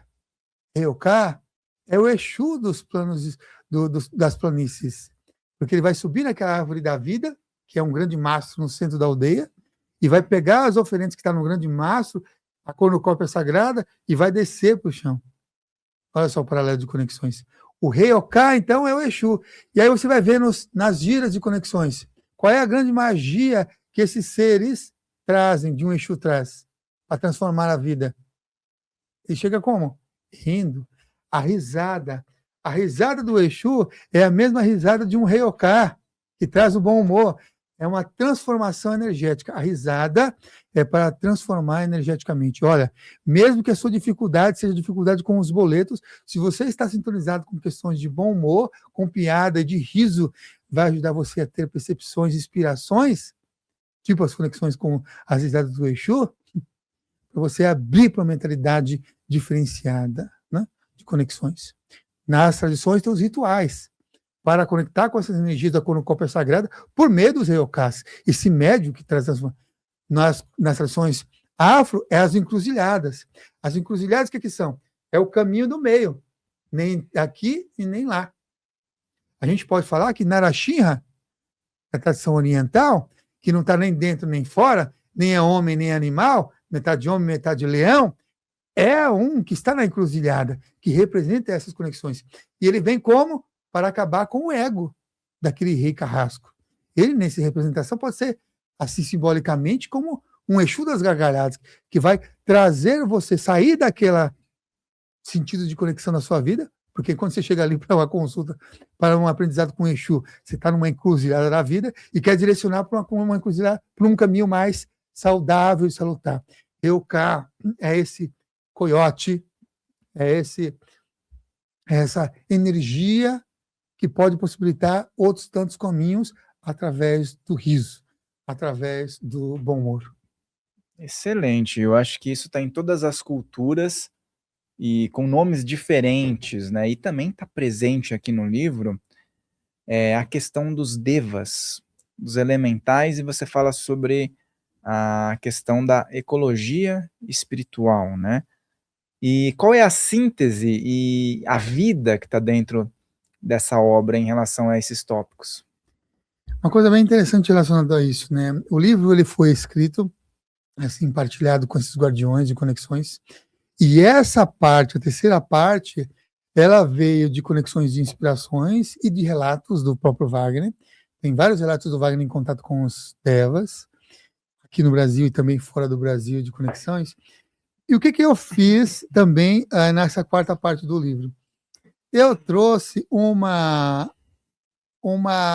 visão mais didática, né? E até falar assim, ó, não aceite isso como verdade, não aceite isso como sendo algo tradicional, porque é um contato de conexões contemporâneas, né, nesse capítulo dos devas, elementos e espíritos da natureza, que tem uma lógica. Primeiro de tudo, que é uma expressão dos jardineiros do universo, que é uma das expressões que talvez muito pouco falada e muito pouco expressas, que nessa perspectiva xamânica, na luz dos xamãs, os jardineiros do universo são esses seres que vão fomentar todas as formas vivas que existem. E eles têm um processo evolutivo, para algumas tradições, diferente do ser humano. Para alguns, eu vou falar assim, eu e você, seres humanos, estamos evoluindo e vamos nos tornar devas. Outras tradições falam assim, não, nós estamos caminhando lado a lado, os devas caminham num caminho evolutivo e os seres humanos caminham também num caminho evolutivo, ambos trazendo sentido de forças que harmonizam e transformam as formas e transformam a percepção de vida nos bastidores invisíveis. O ser humano através dos pensamentos, sentimentos e energia, e os jardineiros do universo através de forças, inclusive, inimagináveis para nós, seres humanos, né? E eles têm esses processos de conexões e de partilhas. Então, Jardineiros do Universo traz muito disso, né? Esses seres que fomentam vida pelo universo e vão semeando vida abundantemente, de diversas formas, de diversas expressões, né? E tem outras tradições que vão falar assim, ó, nós ou caminhamos para sermos jardineiros do universo, ou para sermos devas, é um ponto, ou para sermos co-criadores, porque é a mesma função. Então, somos trainees de seres que vão ser co-criadores. Então, como é que a gente começa? Primeiro, começamos co-criando a nossa vida, co-criando a lidar com as questões da nossa saúde mental, da nossa saúde espiritual, da nossa saúde emocional, da nossa saúde física, da nossa saúde financeira. Tudo isso são aprendizados que a gente tem para nos tornarmos co-criadores, co-criando uma família, co-criando um ambiente, para depois expandir. Depois que eu co-criar a sua vida, co-criar as relações, co-criar socialmente, co-criar, daqui a pouco, co-criar uma sociedade, uma ideia, co-criar um planeta, co-criar universos. É trainee. Estamos distante disso, é óbvio. Por enquanto, a gente fica apurrinhado com as questões mais do dia a dia. Como é que eu vou lidar com aquele ser humano que me puxa o tapete no trabalho? Como é que eu vou lidar com os boletos que não param de chegar? E como é que eu vou lidar para me ampliar meus ganhos em termos materiais? Como é que eu vou lidar com os parentes próximos que não acreditam no que eu acredito, de que pode ser um desafio? Como é que eu vou lidar com essas visões e percepções que eu tenho espirituais, energéticas, que pode ser muito fora da caixinha para o momento atual que vive o planeta? E como é que eu vou lidar comigo mesmo? Porque eu tenho esses meus movimentos, às vezes, de altos e baixos emocionais. E esse como é que eu vou lidar faz parte de uma saúde e de um processo de co-criador. Então, estamos treinando para ampliar a escala de conexão. Primeiro, a gente conecta, então, com esses jardineiros do universo. Aí, depois, a gente trouxe uma tabela no livro de conexão, com uma hierarquia, trazendo uma hierarquia desses seres que compartilham processos de cocriação. É bem interessante, eu recomendo vocês todos lerem, porque até eu mesmo me surpreendi com essa hierarquia que está no livro Na Luz dos Xamãs. Eu me surpreendi com essa hierarquia que foi compartilhada, porque essa parte do livro foi bastante inspirada. Ela foi escrita e reescrita, né, porque teve uma parte teórica, que é a parte de gravação, que foi transcrita, e depois a parte de inspirações também, de conexões e estudos do Wagner, e também inspirações que chegaram nos 17 dias que eu fiquei escrevendo 17 horas por dia. Então, essa parte, por isso que me surpreendeu também. E é uma coisa interessante. E aí veio dessas inspirações. Eu comia menos, fazia fora do corpo e escrevia 17 horas por dia. Foi muito bacana. Eu quero agradecer a Juliana, minha companheira, porque se não fosse a Juliana, eu não ia conseguir concluir a minha parte no livro. A do Wagner já estava pronta, só faltava a minha parte do livro, né? E ela ficou 17 dias com as crianças, fora, viajou para deixar a casa para eu poder escrever o livro. Então, eu praticamente tinha minha alimentação, tomava banho e projeção, experiência fora do corpo, e escrevia. E aí veio essa conexão que eu recomendo vocês lerem, que está na terceira parte do livro, que ele vai desde a fonte de toda a vida, aí vem os emanadores, vem os devas solares, vem os devas planetários, os Mahadevas, lembra dos Mahadevas da cultura hindu? Os devas da natureza, os elementos, os elementais, as formas de vida elementais, até chegar à humanidade nessa perspectiva. E eu acho isso muito interessante de conexões. Quem estuda Kabbalah pode ver associações conectivas, assim, exceto essa da ecologia, porque essa da ecologia encaixa muito no ser humano também, dos processos ecológicos da vida, de uma ecologia espiritual, onde nós estamos interagindo com essas diversas forças invisíveis e respeitando e fazendo parte dessa hierarquia. E como consciência e como frutos da fonte dos jardineiros do universo, nós podemos acessar e nos conectar com todos eles, né? Com a própria fonte de toda a vida, com os emanadores, os devas solares, com esses seres também planetários, ou os Mahadevas, que são as divindades, já que entra, quando o ser humano começa a ter cosmologia e histórias, Mahadeva, um dos grandes Mahadevas é Shiva, é um Mahadeva, por isso que tem o mantra Shiva, Shiva, Shiva, Mahadeva, ou Shiva, Shambhu de conexões.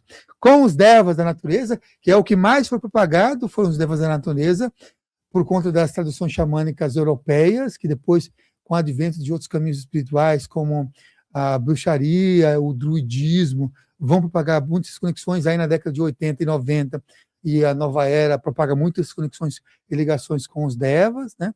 Tem os elementos, que isso é fundamental em muitas culturas, e até hoje é a base de tradições ocultistas, seja de ordens discretas ou ordens secretas, trabalhar com esses elementos, que têm os seus respectivos devas, e os elementais, que trabalham com esses elementos, e as formas de vidas elementais, que são os reinos da natureza, que se expressam com magia. Quem trabalha com magia, seja magia na Umbanda, seja magia no ocultismo, atua com essas formas de vidas elementais, que não são nem os elementais, que são seres invisíveis, e nem os elementos em si, mas que, por exemplo, John Fortune vai trabalhar com esses elementais artificiais nos seus processos de magia de conexões. E a humanidade, que é o grande mago, que é o grande xamã, ou que são os grandes intermediários dessas forças energéticas, para cocriar uma ecologia mais harmoniosa, uma vida mais harmoniosa, um mundo mais harmonioso, uma visão de mundo mais harmoniosa, reverenciando todas essas hierarquias e essas forças para benefício de todos, com Mitakuyo Yas, por todas as relações, onde todas essas relações elas se beneficiam, elas se conectam, elas entram em sintonia. Aí sim, a magia, que nada mais é do que consciência, cria corpo, cria vida e cria presença.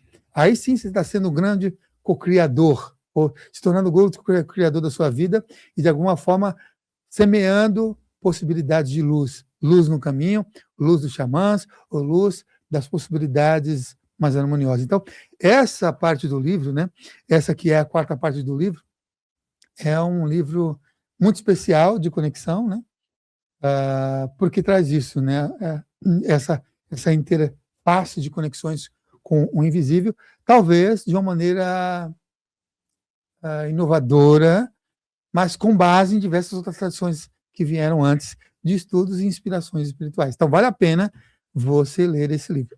E esse capítulo em específico por conta da pergunta. E outra coisa interessante, se você abrir qualquer página do livro, é o relato que a gente está tendo. Lembra da abertura que teve o Guardião falando? Muitos se escrevem nos direct lá do Instagram, e também escreve em alguns que pegaram um livro autografado, né, pelo WhatsApp. Qualquer página que abre um livro tem alguma sabedoria, tem uma inspiração, tem algo que vai se conectar com aquela pessoa. Então, é algo realmente muito... Até oracular, né? Oracular e de sintonia realmente espiritual, que pode ajudar as pessoas a cumprir aquela que é a profecia que o Guardião trouxe, né, de inspirar muitos corações e enxugar muitas lágrimas. Então, agora que o pessoal está super curioso, quem ainda não comprou esse livro, né? Eu acho que já está na segunda edição. A segunda edição já está rodando já? Então, pessoal, na Luz dos Xamãs, eu vou deixar aqui na descrição a possibilidade para comprar e para que você possa adquirir e mergulhar nesse universo que o Samuel falou de forma tão bacana aqui e que com certeza cria enormes conexões em múltiplas possibilidades. Então o pessoal pode encontrar esse livro, além das plataformas convencionais, aqui na descrição, vou deixar uma opção, e passa para eles as possibilidades, né, de conexão com o livro, e também você tem aquela possibilidade ainda de enviar, pessoal? Sim. Muito bem, você pode já adquirir o seu já na descrição desse vídeo aqui, né, do Filhos do Todo, e adquirir e já receber em todo o território nacional, e vai estar, inclusive, ajudando aqui o canal Filhos do Todo, e já é uma boa ação, e o livro vai chegar até você, o conteúdo é o mesmo de conexão, e vai estar aí na sua casa bem rapidinho. A possibilidade de ser autografado demora um pouquinho mais, porque a gente fala, eu e o Wagner, a gente autografa o livro às terças-feiras, porque às terças-feiras ele está aqui no estúdio. Então, às terças-feiras, ele está aqui no estúdio, a gente senta e autografa o livro para você. E aí você pode receber esse livro autografado aí na sua casa. Pelo WhatsApp, você faz o contato. Quero receber o livro autografado. Na Luz dos Xamãs, é um 11 98880 1545. 11 98880 1545 para receber o livro autografado. E até tem uma promoção que se você quiser o livro Na Luz dos Xamãs e o Práticas Bioxamânicas, além de estar o frete incluso, o frete grátis para você, tem ainda mais um desconto. Então, depois, se vocês quiserem se informar, nesse WhatsApp aí, 11 98880 1545, você tem essa possibilidade. Por que eu falo que demora um pouquinho mais? Pode ser que com o Fael vai ser mais rápido, que você só clicar e já vai direto. A gente tem que mandar mensagem e esperar chegar a terça-feira para na quarta-feira, normalmente a gente tem postado, né, Gabi?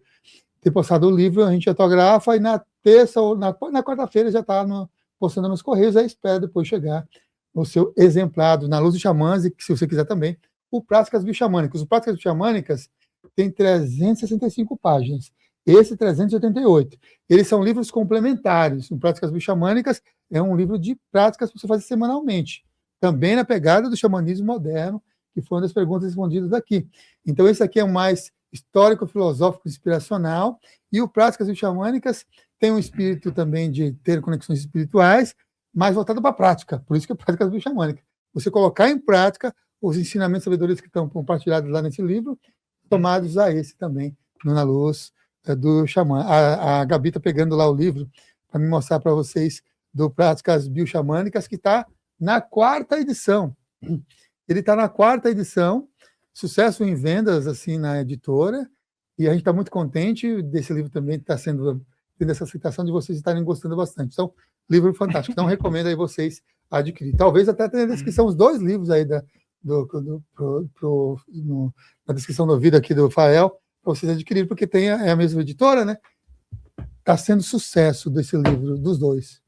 E mais do Na Luz dos Xamãs. Na Luz dos Xamãs está indo um sucesso no Brasil, Portugal, mas não é a gente que manda Portugal, tá? E Japão. Então, bastante sucesso É isso que eu ia falar, porque assim, ó, eu vou fazer o seguinte, para melhorar aí, agora vocês vão ter que se virar, porque comprar direto, eu não vou pôr link aqui, porque às vezes põe link de loja que é afiliado aqui. Eu vou deixar só o WhatsApp. Quem quiser comprar vai ter que ser direto com eles, que eu sei que também fortalece a caminhada, e aí a pessoa vai escolher se vai querer autografado ou não. Aí, ó, Na Luz dos Xamãs e Práticas Bioxamânicas. Para facilitar, pessoal, ele falou o WhatsApp. Se você não conseguiu anotar, eu vou deixar no primeiro comentário fixado, que aí você olha o WhatsApp, adiciona o número que está lá, chama, que eles vão conversar com você aí que está interessado, exceto se a pessoa morar no Japão ou no exterior, é isso? Só vale em território nacional, a gente não consegue mandar para outros países. Por que esses países estão tendo esses livros?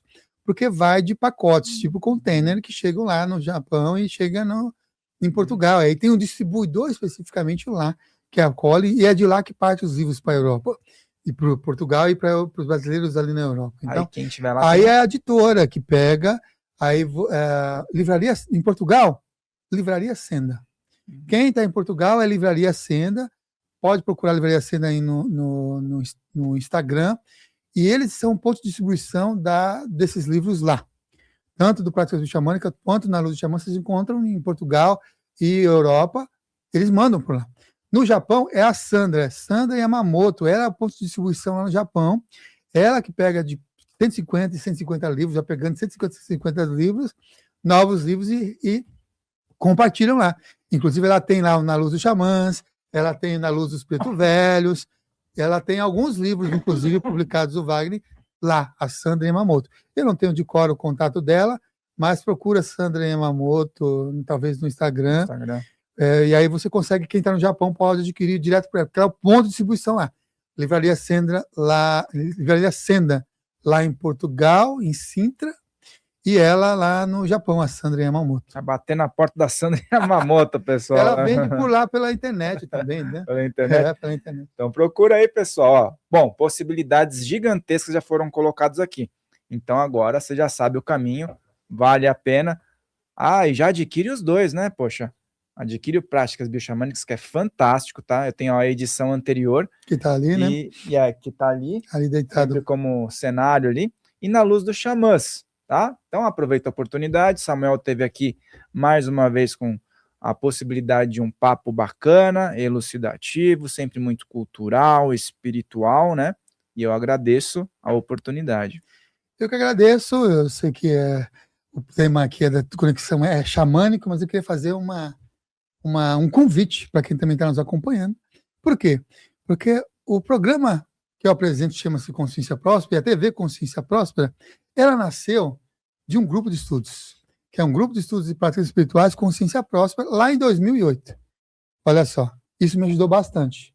Porque, veja, minha primeira conexão lá com a Águia Dourada e o Anseio das Estrelas que a gente retrata é Caminho Xamânico, 1996. Eu só vou fundar o meu... E aí, em 2000, eu me torno condutor xamânico. E aí, em 2000... Aí, primeiros cursos, formações, é em 2000. Então, são 26 anos já que eu sou que atuo como condutor xamânico. E aí, em 2008, a gente desenvolve um grupo de estudos de práticas espirituais Consciência Próspera, que é para lidar com a energia da espiritualidade e também com a energia da prosperidade, em todos os sentidos. Prosperidade físico-financeira, mental, emocional e espiritual também, né? Essas possibilidades de saúde, nesse sentido que a gente até citou aqui hoje, de conexão.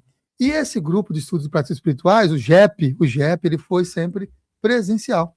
Ele sempre foi presencial, com encontros semanais, às segundas-feiras, porque eu sempre gostei, tem gente que não gosta, né? Mas eu sempre gostei da segunda-feira, e a segunda-feira já para dar aquele gás, aquela energia para as conexões todas que vai se desenvolver. Eu fazia a minha revisão ao sábado à noite da minha semana programada, ao domingo conectando para programar a semana dos afazeres, segunda-feira, reunião espiritual, trazendo uma sintonia de ampliar a percepção de mundo e de vida.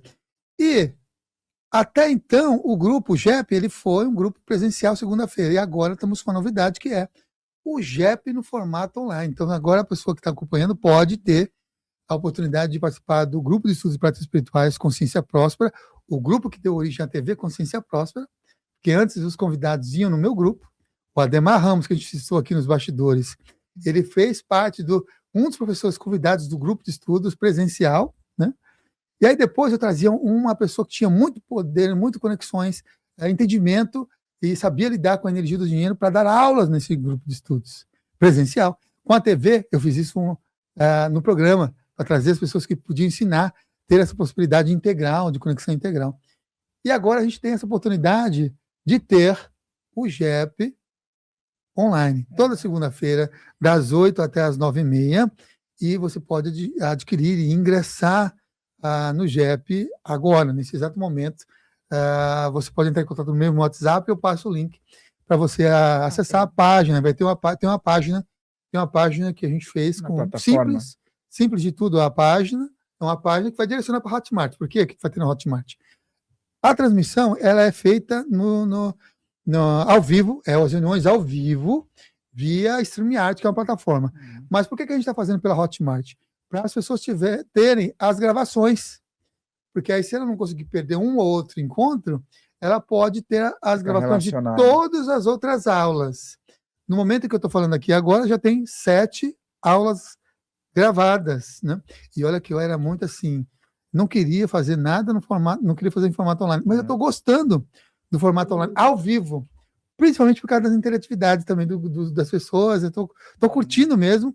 E aí o que eu quero também, eu quero agora, nas próximas semanas, ter assim, cases. Eu quero que os participantes do grupo de estudos tragam para mim, porque eu tenho cases, mas em conteúdo só de pessoas que participou do presencial.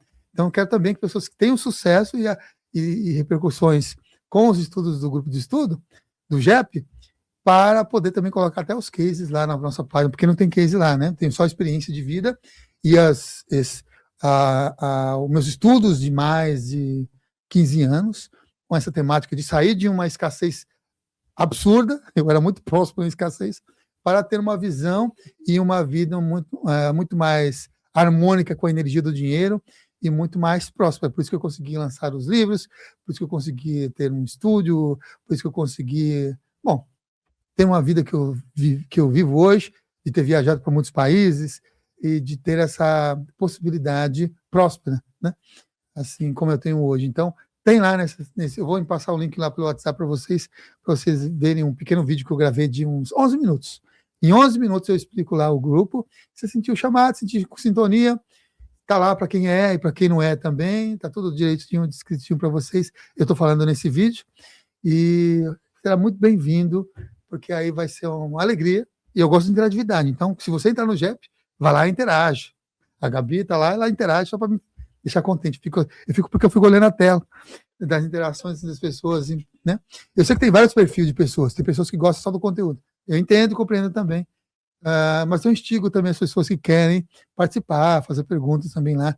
É um encontro exclusivo do JEP toda segunda-feira, só nós lá nessa nossa sala Consciência Próspera. Então vai lá, se informa também para isso. E, Fael, agradeço mais uma vez a oportunidade de estar aqui no Filhos do Todo, canal e podcast está crescendo também muito, muito, muito. Parabenizo ao sucesso, à dedicação, o empenho, a energia, aos aliados espirituais, porque eu entendo que todo e qualquer programa de entrevista não é feito só para criar views e não é só para partilhar conhecimento, mas é para um trabalho espiritual. Esse estúdio e os podcasts, eles têm essa função também de propagar a espiritualidade, as energias, e ampliar a visão de mundo, ampliar conexões com possibilidades mesmo, sabe?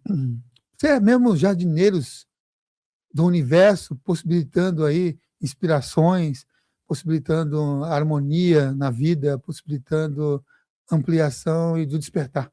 Então, são funções de despertar, sementes que despertam consciência, todo o podcast. Então, parabenizo também aí ao Filhos do Todo, que continue crescendo, se expandindo e chegando a muitos corações, porque merece. Gratidão pelas palavras. Agradeço mais uma vez a sua presença, as palavras, as conexões, as possibilidades e as aberturas para também ampliarmos, né, um trabalho que está voltado para a espiritualidade. Gratidão imensa. Pessoal, ó, então, resumindo, deixa eu falar, o número está aqui, para tudo, para tudo.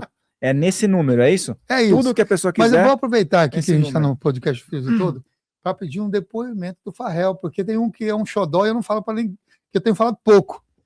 E vai ter uma turma agora em abril. E é presencial, é só 11 participantes. É um xodó. E todo mundo está reclamando que eu não divulgo. Eu tenho que fazer uma divulgação ainda hoje, porque está todo mundo reclamando que. E já é agora em abril. Terapias bioxamânicas. Fala um depoimento, então, aqui do pedir para o Fael. Corta para essa câmera aqui. Bom, pessoal, sensacional. Esse livro aqui, você vai ter a conexão com o aspecto fundamental, só que no Terapias Bioxamânicas, você vai estar vivendo, você vai estar pisando com propriedade nas práticas. Está sendo aperfeiçoado para que você possa ser um terapeuta e também auxiliar trajetórias. Então, você sai do campo da teoria, vai para o campo da prática, tem acesso a diversos conhecimentos e suas aplicações. Para mim, foi muito significativo, porque além de você aprender, você passa pelas terapias. Muitas vezes você está no dia a dia, já é terapeuta, mas não tem oportunidade de passar por um momento para você também ter uma conexão, ser tratado, ser olhado. Então, já sou terapeuta, então vale a pena você vir aqui para aprender novas técnicas, novas conexões espirituais, ancestrais e também passar por todos os processos. Então, vale muito a pena. Eu estou falando porque eu participei, a Gabi, que trabalha aqui também, nossa querida representante da transmissão aqui, nossa diretora, vai para lá, vai para cá, também participou, e muitas outras pessoas que aqui já estiveram também já participaram. A Cris Benberg, né? Cris Benberg participou. Kelly Curcialeiro. Kelly também, Curcialeiro. Eu não lembro de qual, todo mundo, mas muitas pessoas. A Renata Palom e outras pessoas já participaram. E é um curso de 9 meses. É um sábado e domingo por mês, das 10 às 18, bem pertinho aqui, do lado da estação São Paulo, Morumbi do metrô. E esse curso é exclusivo presencial, tá? Não é online. Se quer informações de online, pede informações, mas esse é presencial e esse é o xodó, assim, é a metodologia que já tem 26 anos e as pessoas costumam gostar bastante, assim como o Fael gostou. Então, agradeço mesmo também até pela essa fala, Fael. Quem sabe se vocês se sintam aí chamado, vamos com a gente aí para fazer essa turma. Apenas essa turma vai ter em 2026, então vai lá e se informe, se inscreva e será super bem-vindo, bem-vinda. É isso aí. Então, pessoal, já sabe, tudo é no WhatsApp que está aqui no comentário fixado. Anota, e se você conseguir participar de tudo, excelente, vai ser ótimo na tua trajetória. Se não, escolhe uma das possibilidades aí que seja mais compatível com o teu momento. Maravilha? Um grande abraço e eu vejo você aqui no nosso próximo podcast. Até lá!